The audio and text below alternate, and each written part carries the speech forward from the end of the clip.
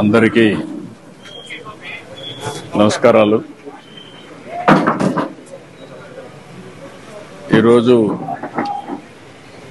మా కుటుంబంలో అందరికంటే పెద్దగా ఉండే జయకృష్ణ గారి సతీమణి పద్మావతి గారు చనిపోవడం చాలా బాధాకరం. ఇది కుటుంబానికే చాలా తీరని లోటు. నాకు పెళ్లిగా మునుపటి నుంచి జయకృష్ణ గారితో అదే మరిగా ఆవిడతో పరిచయం ఉండేది. మా పెళ్లి విషయంలో కూడా వీరే పెద్దగా ఉండి కూడా అన్ని చూసుకున్నారు.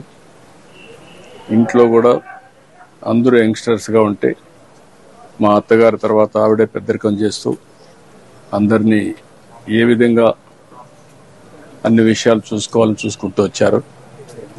అలాంటి ఒక విధంగా చెప్పాలంటే అందరికీ ఏ అవసరాలున్నా కానీ కుటుంబానంతా కూడా కలుపుకుంటూ ముందుకు పోయారు.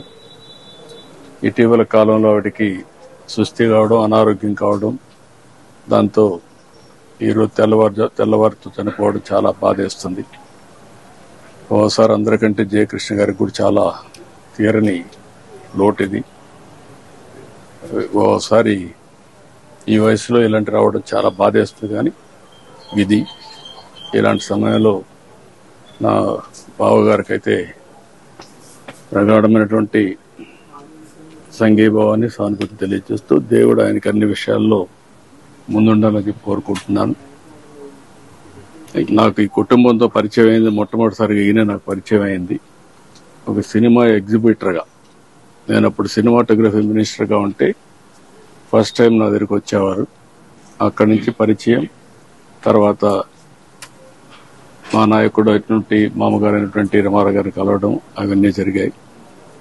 ఈయనే అన్ని విషయాల్లో ముందున్నారో చూశారు. అలాంటి వ్యక్తికి ఈరోజు రావడం చాలా బాధేస్తుంది. ఏదేమైనా మేమందరం అండగా ఉంటాం. ధైర్యంగా ఉంటాడు, ధైర్యంగా ఉండి ముందుకు పోతాం. ఇది ఎవరూ తీర్చలేని లోటు, చాలా బాధాకరమైనటువంటి సంఘటన. తలుచుకుంటే ఒకసారి చాలా బాధేస్తుంది. ధైర్యంగా ఉండడం తప్ప వేరే మార్గం లేదు. Okay, thank you.